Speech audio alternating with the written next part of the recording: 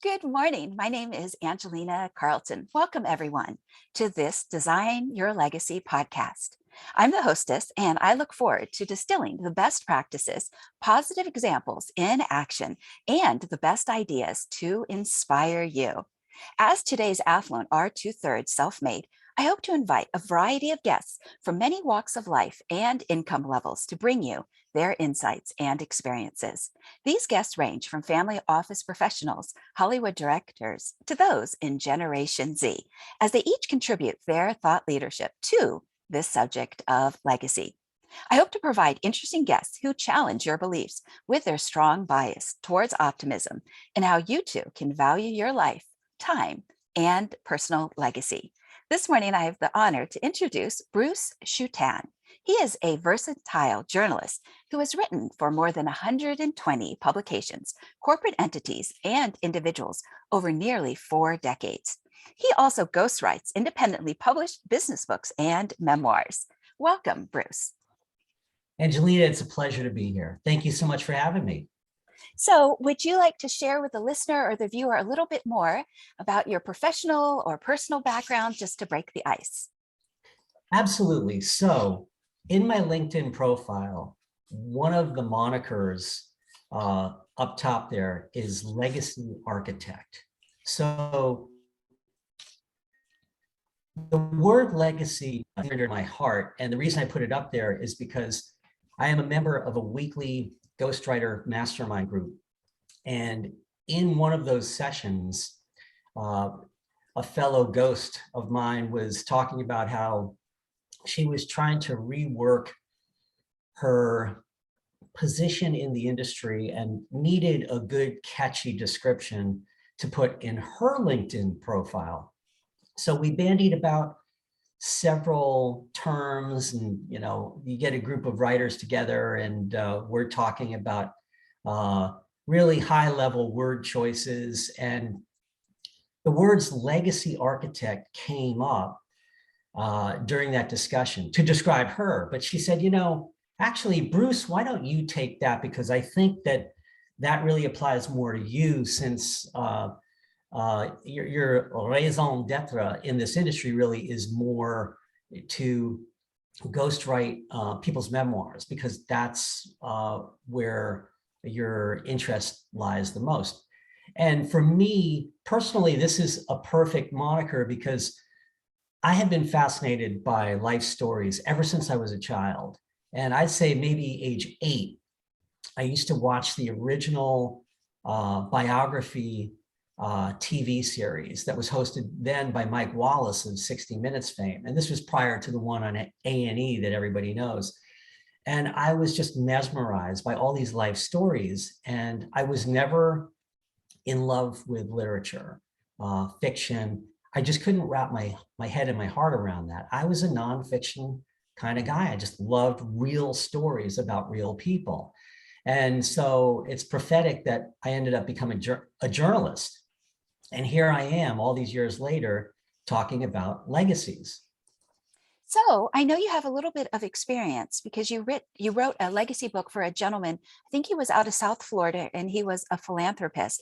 So would you define what is a legacy book to any of the listeners or viewers out there who are watching and tuning in?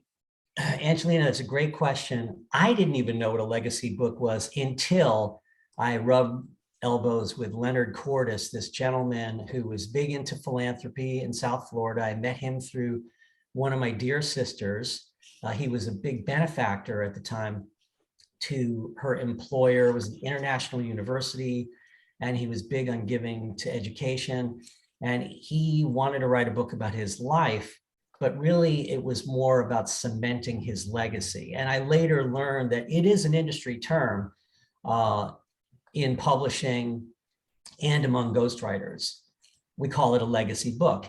And what exactly is that? Really, it's simple. It's documenting one's legacy for posterity. In this case, his main goal in putting out the book was to inspire his grandchildren and great-grandchildren. He had several. He wanted to get the message to them that it's important to do well in life, to be a success, make a lot of money, you give back to the world in terms of philanthropy. And that was his way of helping repair the world. And he was big on education because he felt like that was the greatest democratization imaginable from people from all walks of life, so that they would be on an even keel. So a legacy book is not about fame and fortune, being on a New York Times bestseller list. It really is, as I said, documenting what you have done in life, how you have contributed to the world. And I think it's hugely important, especially for successful people, to be an inspiration, particularly to young people and younger generations coming up. And so that, in a nutshell, is what a legacy book is all about. That's lovely. And I think he really stepped into what I call being a positive role model, because even our individual stories can make a huge difference, because eyes are watching us and they're going into this world, the world of tomorrow, whether they're a next gen, a millennial, Generation Z, and they're kind of wondering, how do you navigate that in both, what I call the doing, but also the beingness. How do you choose to honor your values, your guiding principles, the opportunities that you've been given? And I think you were touching upon that stewardship piece. People choose to give, they don't have to. Just like this gentleman chose to write the legacy book or have it ghost written as something to leave behind.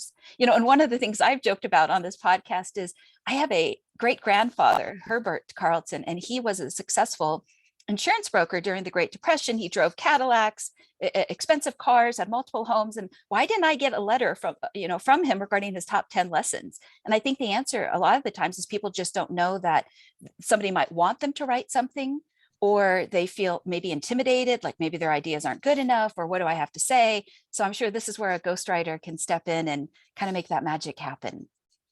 Absolutely, well said.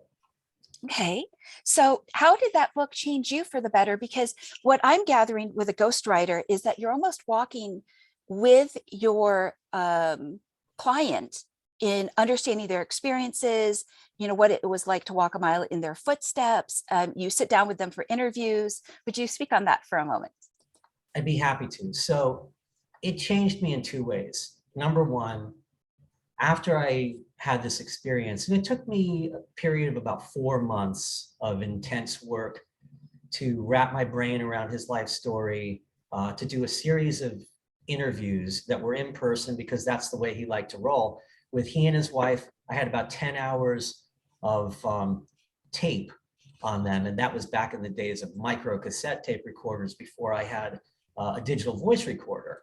So that was a completely different medium. But anyway, after the experience, it was really an epiphany to me in a couple of ways. Number one, the feeling that I got helping this elderly man, this kindly elderly man, fulfill a dream of his was so deeply gratifying and satisfying. And I've always been a bit of a people pleaser, and that can get you into trouble. It's not really a great way to be through your life, because you tend to make too many sacrifices at your own expense. Yeah, can I just interrupt you for a second there? Absolutely. Yeah, so you just spoke about that heart piece, and I just want to highlight for a moment that legacy is more than the money that we leave behind. It's also that, that heart piece again that needs to be transferred. Please go ahead. The values, the guiding principles. Yes. Absolutely. At the heart of legacy really is a human heart beating. It is not about fame and fortune, as I had said before, though people with impressive legacies tend to be successful in monetary terms. But back to answering this question. So it was so satisfying to me, I decided I need to, at some point, take my career completely in this direction, because I got a feeling that I never really got from being a journalist and cranking out thousands of stories and interviews. I was actually helping someone achieve a dream, and that was tangible to me. So number one, that was the biggest epiphany. Number two was an unlikely career change, that it opened up to me another path that I never in a million years would have considered. I didn't even really know I didn't know what a legacy book was. I didn't really know what ghostwriting was all about. And so it opened up this whole other world to me. And over the next 8 years, I was pining to get back to that place. And I had a couple of nibbles from potential clients, word of mouth, but no one came on board until 8 years later, when I finally launched a digital marketing campaign on LinkedIn with the help of a wonderful strategist in Australia. Yes. So here you are, and you come from this world of, let me make sure I have this straight, of writing business books, and this, you call it the stratosphere of thought leadership.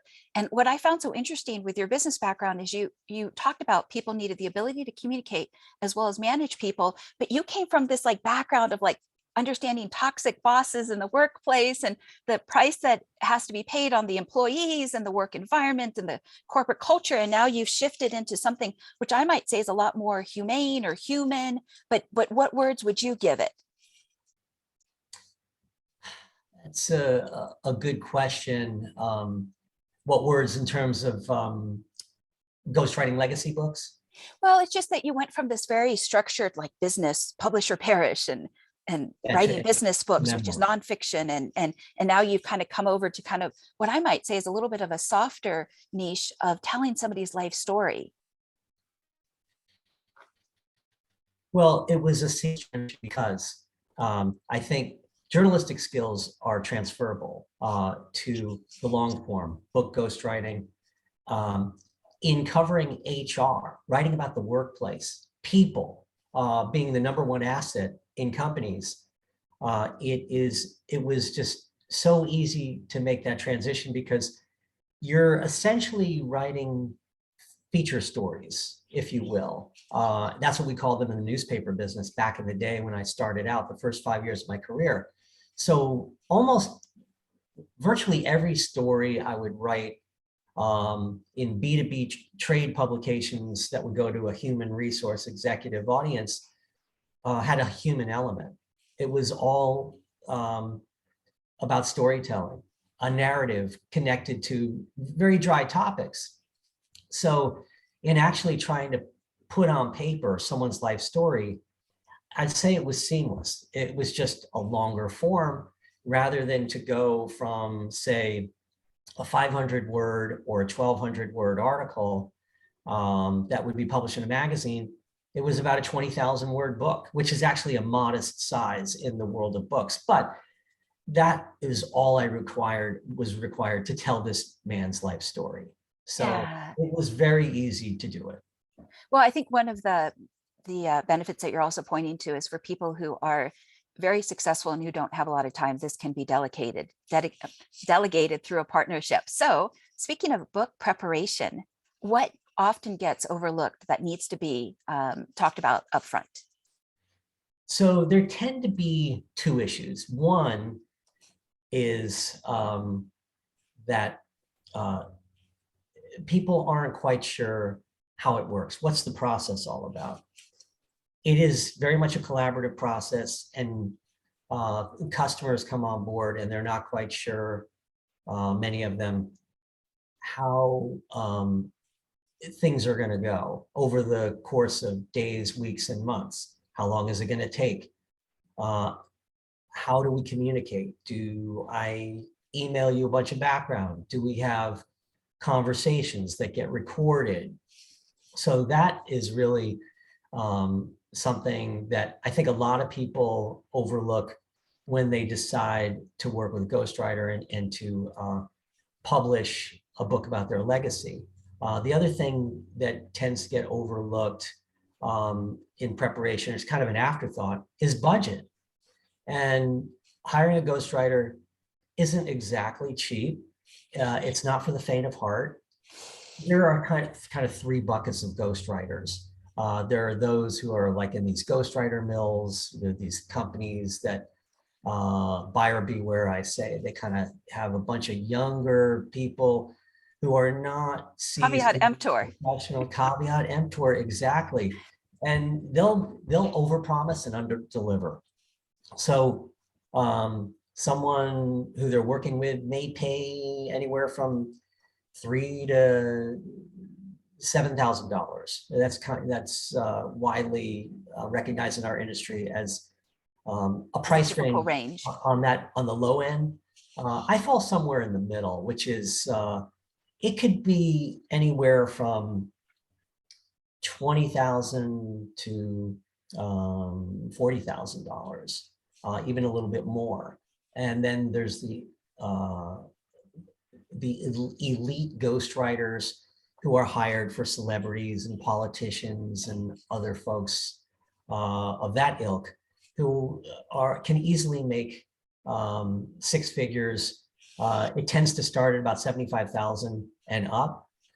And so that is something that people really need to think of too. And because if they have a shoestring budget, maybe the thing to do is to write their own life story and then have an editor come in at a lower cost and edit.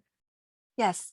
One of the things you've also said is for people to look at it not as an expense on their balance sheet, but rather an investment into their legacy, into their life. Absolutely, because it's not a line item expense when you're talking about a legacy book. Got to throw that out the window.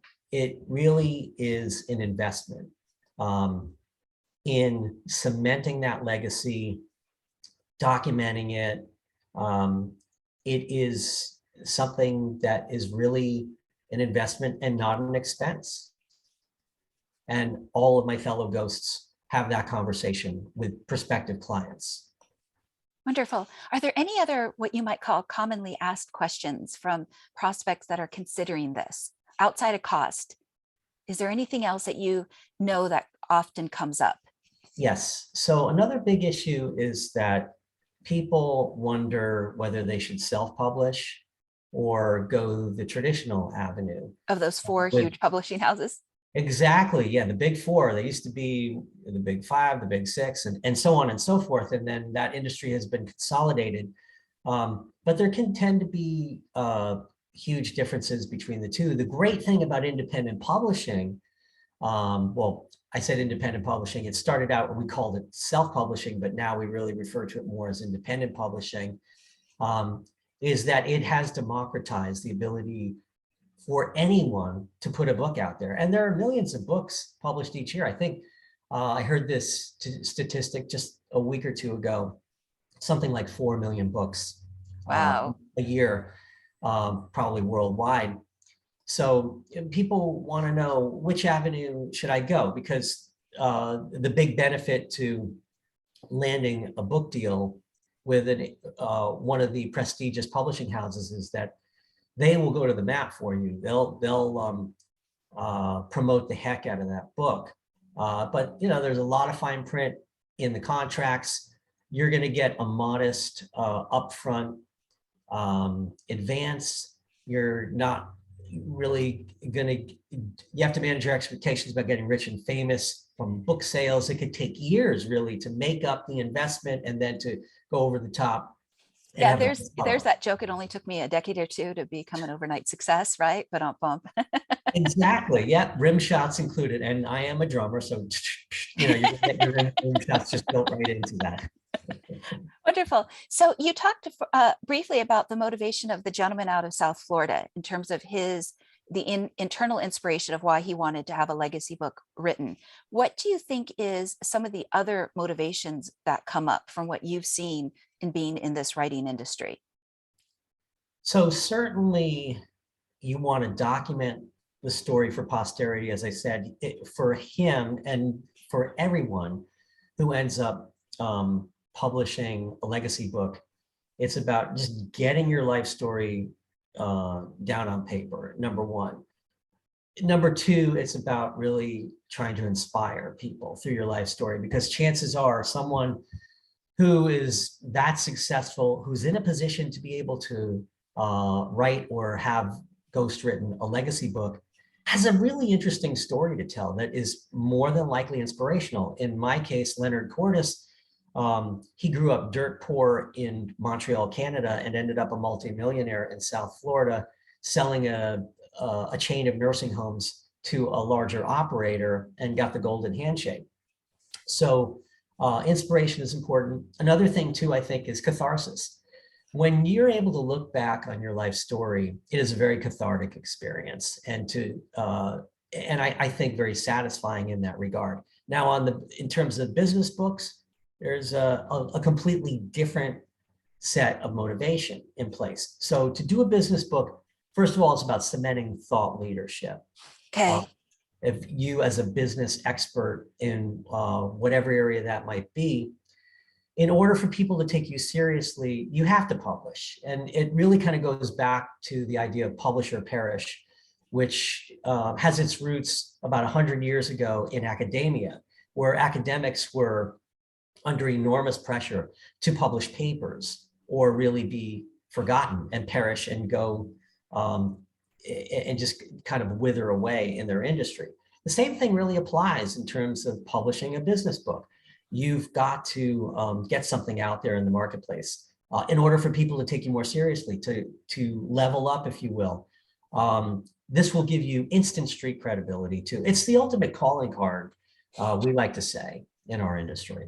So what I'm hearing is part of it is status, but the other part of it is also that, if somebody invests in a legacy book, it's that vulnerability of taking down, that shield and letting them in to see who they were as a human, the struggles that they have had to overcome, the problems that they've had to face. Absolutely. And I think if you're going to go to the trouble of publishing a legacy book, to be completely honest, to show your life, warts and all. I think back to Ty Cobb, who was known as the greatest hitter in Major League Baseball, and probably the most despicable human in the game, one of the worst people ever created. I have no idea who this is. Yeah, so this guy was a huge baseball star at the turn of the century. He had a career that was unprecedented. He played I think it was something like 24 years. And this was at the time of Babe Ruth. Well, years later, toward the end of his life, he ended up having a ghostwriter ghostwrite his autobiography. And it was completely whitewashed. This guy was a really awful human being and very racist and the whole bit. And really, I think one or two people from the baseball world ended up attending his funeral. His own children didn't talk to him. He was divorced. He was just one of the most hated men in baseball history. And the ghostwriter was so upset that he wanted to, his narrative was so one-sided that he didn't go into any of the ugliness in his life, at least address it, that after Ty Cobb died, he ended up writing a biography. I was going to say an unauthorized biography. Yeah, technically, but Ty Cobb was already dead, so it didn't matter. And that's what I was going to ask, if he rewrote it.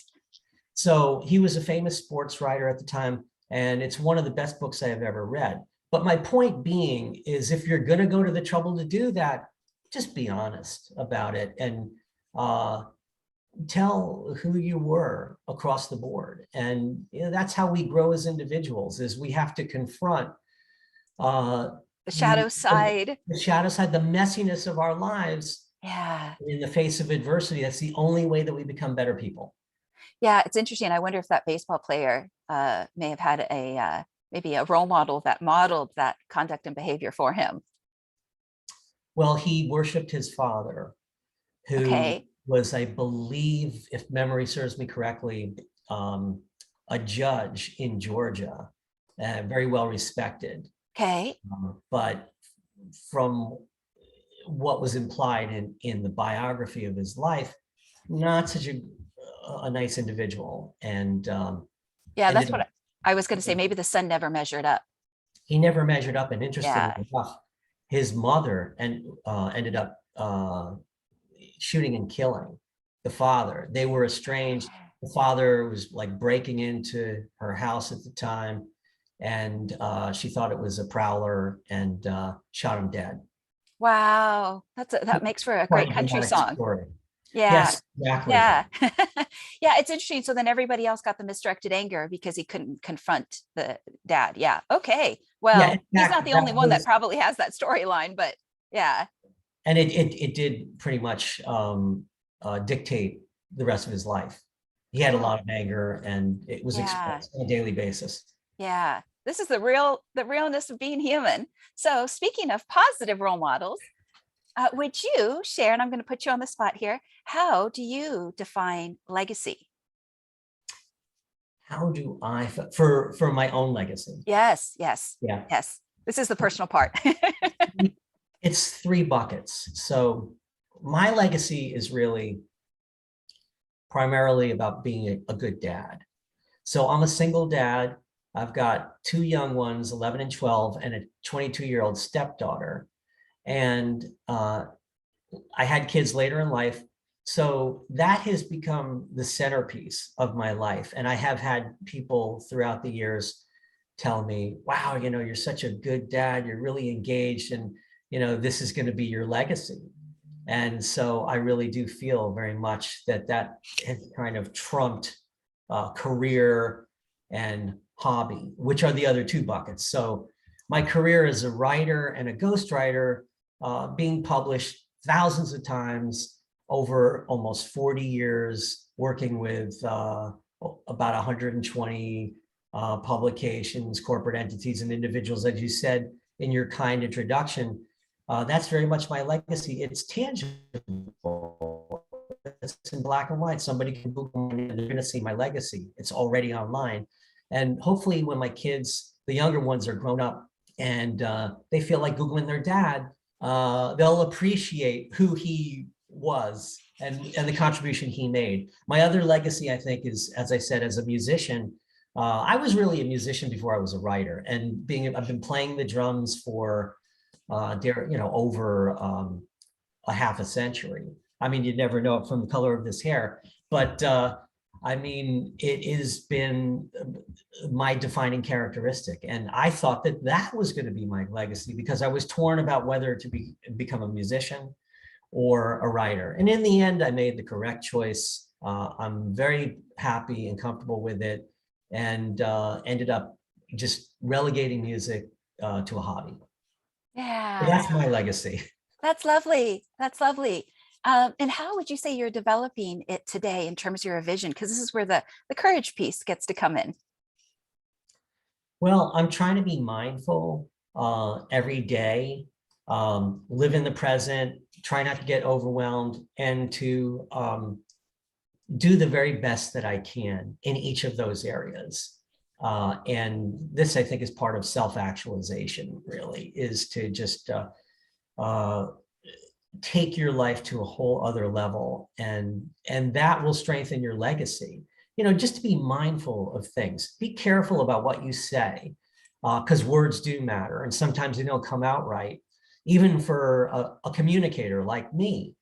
And we're always trying to learn from our mistakes, but I think to just do the very best that you can is the way to live. The Four Agreements, which is this wonderful self-help book, and that's kind of my self-help book Bible. Luis Ruiz.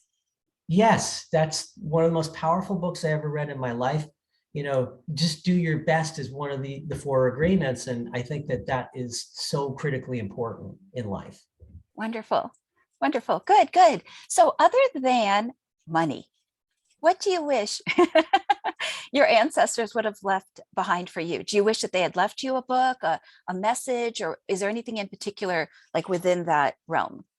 That's a fabulous question. I love it because really it keys into what I have become. And so I wish that my ancestors had left behind legacy books on both sides, my mom's, dad, and my father's side, because then I would have had a much better sense of where I came from, because I do have genealogies on both sides that were done by distant relatives, but I can't wrap my brain around those. It's a schematic on a big piece of paper with lots of branches on family trees, and too many names, and too many dates.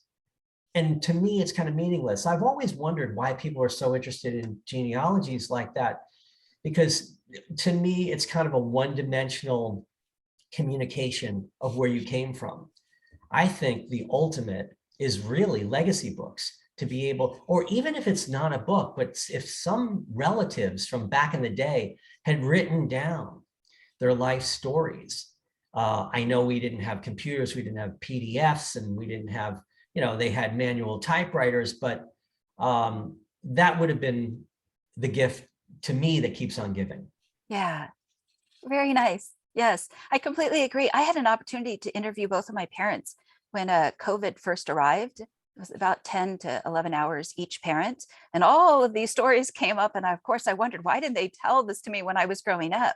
And I think a part of it is when somebody might reach, what I could call the golden years, then they will set aside the time and they have reflected. And these, the stories come out of what they face and their challenges. And I thought that it was just so important if they could have shared it when I was 5 or 10 years old, compared to being a closed book because they were too busy with work or life or goals or responsibilities. And I think that there is such wisdom in those stories because it helps you better understand where you come from, like what you just spoke about regarding your roots and why you might make the decisions you make, why you might have the traits.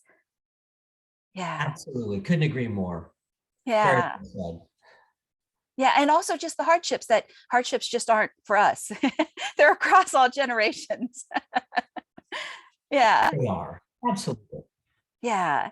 I just wanted to highlight that for a moment because sometimes we can think that our problems are just special to us.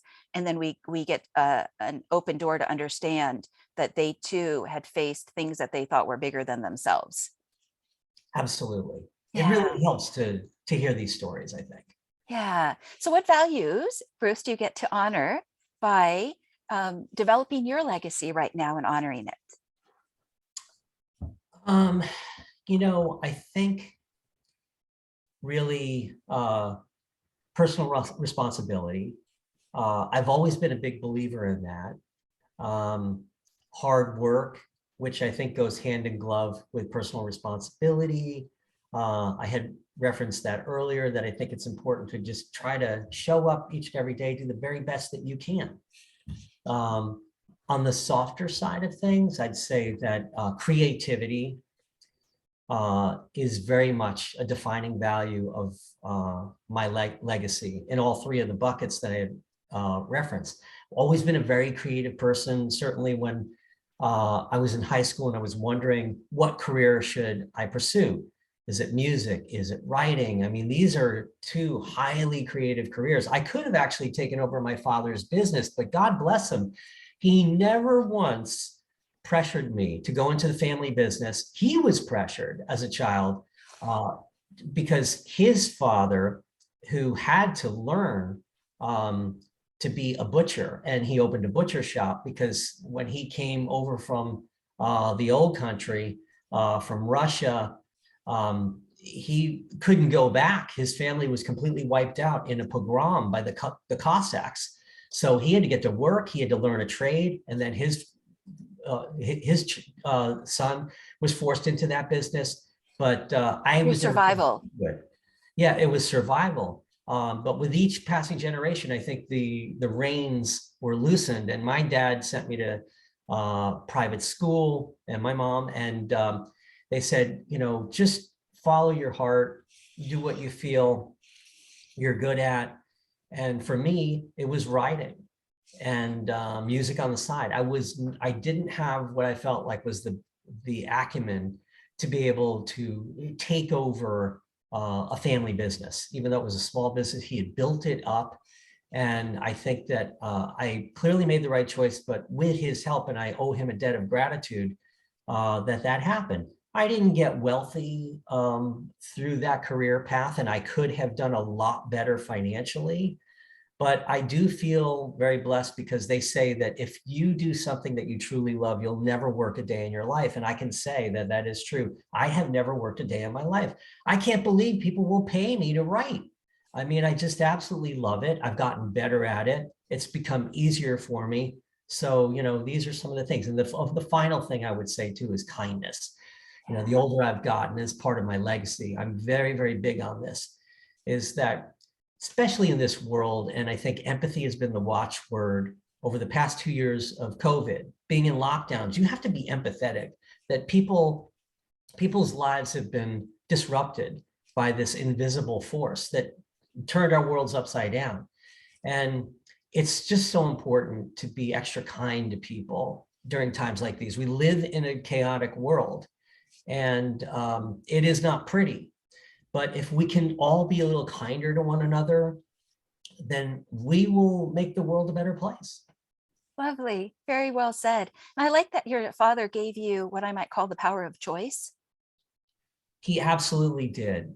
I mean, and he's one of my role models. I mean, I feel like those are big shoes to fill. He has lived almost a perfect life, and he wanted to be a doctor.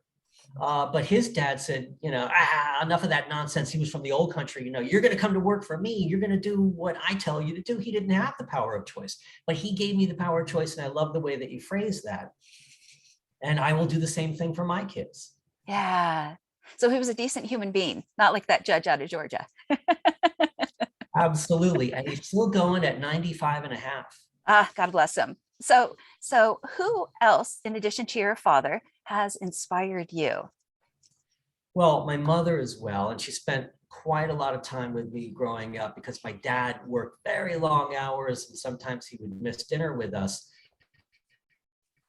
So she was critically important. And I was lucky because I had a second mother too, who was a housekeeper when I was a kid, and she became part of the family. And in fact, at her funeral in 1990, I believe it was, the pastor had turned to our family and said, recognized us as her second family. So I was lucky. I really, she was an incredible role model to me, one of the most authentic, genuine, caring, loving, kind human beings I've ever known. Taught me so many things. My sisters, both of them, very different people, but very accomplished in their own respective legacies. So, role models really do start in the home. And I've been very lucky to say that I've had multiple ones. I have a nephew too, who blows me away. He has just been so accomplished, but so kind and caring and funny, one of the most funny people I've ever known. And, so it's great to say that this is in the family. Outside of that, a lot of people, I think, hold celebrities up as role models. And I don't so much, but I do have one exception, and that is Bono from U2, the rock group, who years ago, when I was I just graduated college, I went and saw U2 in concert, not once, but twice. And on the second concert date, which was added because of inclement weather on the first, but they still went through it, he went through the audience and he came up to my row. I was sitting in the very corner seat, and he reached out his hand to me, and I pulled him up because he was trying to get back to the stage, and I was like maybe 15 rows up from the stage.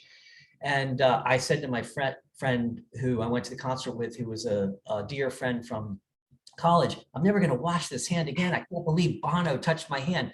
But seriously, I know we're all starstruck by celebrities sometimes, but this is a guy who continues to inspire me. He has reached across the aisle politically, on the left, on the right. He has been an ambassador for world peace and trying to end hunger. And I have just the utmost respect for him, not only as a musician, one of my favorite bands of all time, but as an incredible human being who is just trying to make the world a better place. And I think he's just a super cool dude, and I love those wraparound shades, and he is so articulate, and he's also a role model. That's lovely. Well, I just want to acknowledge that you are noticing how the ordinary can be extraordinary, and also that skill set around emotional intelligence, much needed in the world today. Absolutely. Emotional intelligence is something that very few people have. But if more of us had it, look, we would just make the world a much better place. For sure. We wouldn't have wars, Look at this nonsense that's going on halfway around the world. Another completely unnecessary war that has turned into now an economic war. And if we could just lay down our arms and just come together as a world community, it's really not that hard to do. But unfortunately, it is kind of it's embedded in human nature, this very dark side. And we do live in a very chaotic and world Complex. complex, and there are evil people. And we all have to accept that. It's out of our control. Yeah, maybe we'll find some new ways to make money outside of war. Exactly. So, are there any closing thoughts that you would like to leave with the listener or the viewer about legacy books in terms of, one thing that you would like them to know? Yes. So one parting thought is this.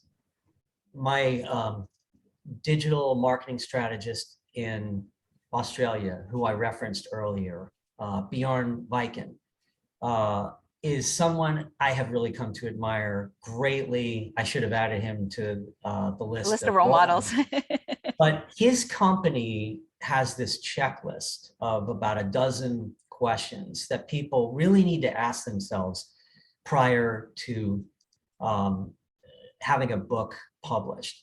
And I'm more than happy to share that with anyone who wants to track me down, because I think it's important to kind of take an inventory of what you want to accomplish, and to really see in black and white some critical questions that you need to ask yourself before you go any further. And those questions can be anything from who is my audience, to what is my budget in trying to put this together? What kind of a timetable am I looking at? And so on and so forth. So I'm more than happy to share that with your viewers. Okay, and they can reach you at www.bruceshutan.com, and I'll spell that out for anyone that will be in the show notes as well. They absolutely can. Okay. Okay. Lovely. Bruce, thank you so much for sharing very intimately who you are as a human being, what makes you real, from your stories about growing up and your family's business, to also just understanding what is needed in this landscape to really invest in a legacy book. And I hope that this conversation today can put you on the map regarding a resource that, when an individual who's out listening to this, whether they're next generation or maybe a senior generation, can consider your services, whether it's for ghostwriting or editing, because they don't have to do that process alone. It's not as if they're going to set aside one weekend and just have this high bar of expectations that it's all on their shoulders, that there are resources that are out there.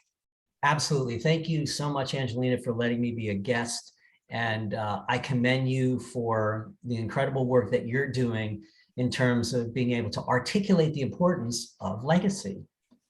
Yes, I believe our lives deserve more than to be tragedies. And so I think when we shine this flashlight as often as possible, people can remember that it is within their self-esteem and self-worth to pursue and create an intentional legacy. Absolutely. Okay. All right. Well, I will close this out. So I am Angelina Carleton, the hostess of the Design Your Legacy podcast, as well as the founder to Legacy Planning, a boutique coaching and advisory firm based out of Beverly Hills, California, but international in those I coach. I hope to dive deep into subjects that can help a person define, develop, and execute their legacy, and continue to scour the landscape for those who can be great resources to every dimension of your legacy. For many listeners, there can never be enough education and preparation in the moat around your castle. Whether you find yourself with new wealth or generational wealth, may the content of this channel be an anchor in any storms ahead. Thank you so much for joining us today.